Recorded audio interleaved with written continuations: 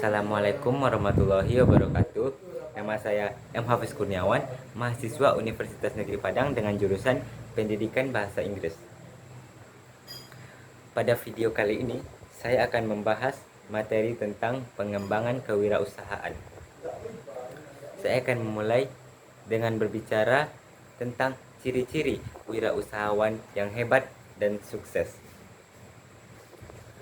Wirausahawan yang sukses pasti mengalami perjalanan yang sangat panjang, dari yang bukan siapa-siapa tetapi bisa mewujudkan mimpi yang tinggi.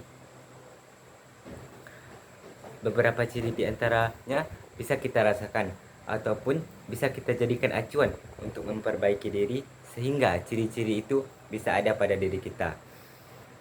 Ciri-ciri yang pertama yaitu memiliki visi dan misi yang jelas.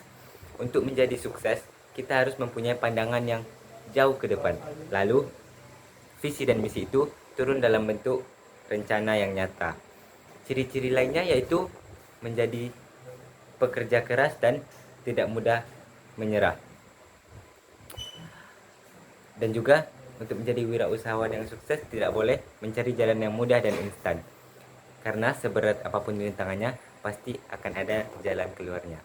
Ciri-ciri berikutnya yaitu memiliki tanggung jawab atas segala aktivitas besar yang dilakukannya. Orang-orang yang berhasil tidak perlu diragukan lagi komitmen dan janjinya. Dan orang-orang yang berhasil itu juga pasti memegang teguh prinsip. Wirausahawan yang sukses akan selalu berkomitmen dengan apapun yang dilakukannya, walaupun sekecil apapun itu. Membangun hubungan baik juga termasuk ciri-ciri dari wirausahawan yang sukses. Artinya, membangun komunikasi yang baik untuk terus membangun relasi dengan siapapun. Karena semakin luas relasi yang kita miliki, semakin besar kemungkinan usaha kita untuk maju. Ciri-ciri tadi bisa kita bangun dan latih untuk menjadi wirausahawan sukses dan menghasilkan pundi-pundi rupiah. Ada banyak strategi untuk memulai usaha, termasuk faktor-faktor yang tidak terduga. Faktor yang pertama yaitu bisa dari faktor keluarga. Jika berasal dari keluarga pengusaha, cenderung akan memudahkan kita untuk tampil menjadi pengusaha karena sudah turun-temurun. Selain faktor keluarga, ada juga faktor kesengajaan, yang artinya yaitu ia benar-benar niat untuk menjadi pengusaha dengan mempelajari secara detail dan berusaha dengan keras dan tanpa lelah. Faktor lainnya yaitu faktor iseng.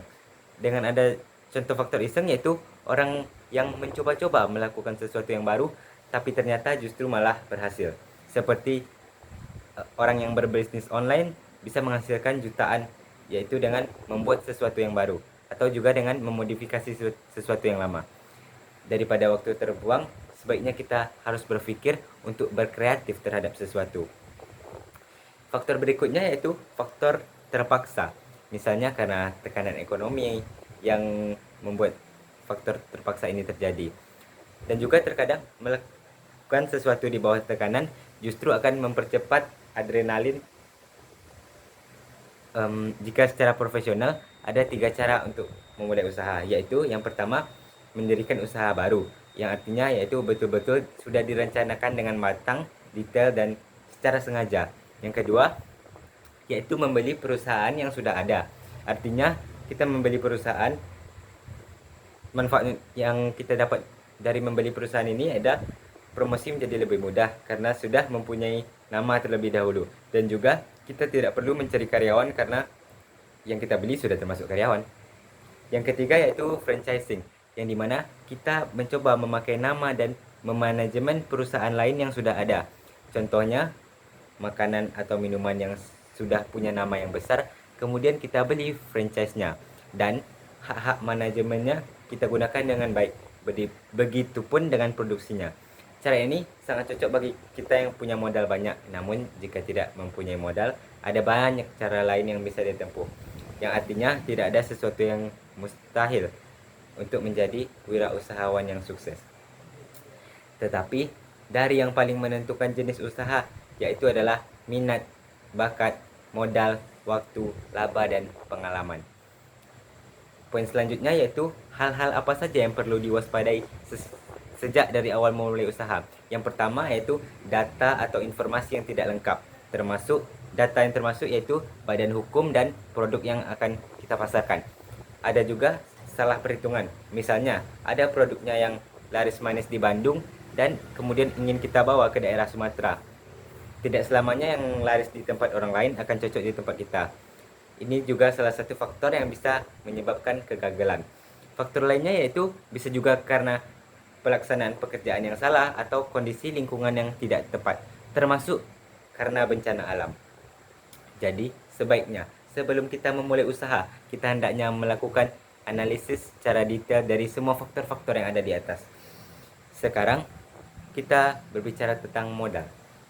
Yang pertama adalah materi atau uang. Memang tidak bisa dipungkiri untuk membeli sesuatu diperlukan uang. Yang kedua tidak kalah penting yaitu modal skill atau kemampuan.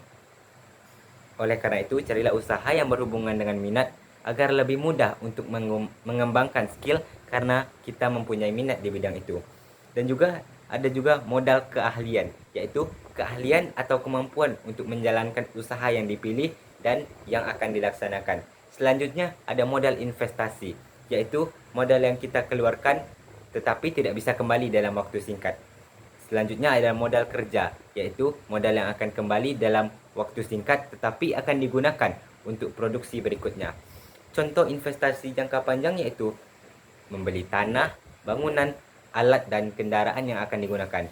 Melalui modal investasi, alat-alat itu akan menghasilkan pundi-pundi rupiah tapi dalam jangka waktu yang panjang. Jika modal kerja lebih seperti ke biaya operasional yang akan kembali dalam bentuk materi untuk dimanfaatkan kembali untuk produksi berikutnya. Modal atau sumber dana bisa berasal dari diri sendiri dan juga ada modal asing, yaitu pinjaman atau kolaborasi. Untuk memperoleh modal usaha perlu diperhatikan. Yang pertama, tujuan, kedua waktu. Waktu ini termasuk waktu yang diperlukan untuk pengembalian modal. Yang ketiga, yaitu berapa biaya yang dikeluarkan secara sistematis. Dan yang keempat, yaitu adalah estimasi keuntungan. Baiklah, sekian untuk video kali ini. Maaf jika ada salah dan janggal. Terima kasih. Assalamualaikum warahmatullahi wabarakatuh.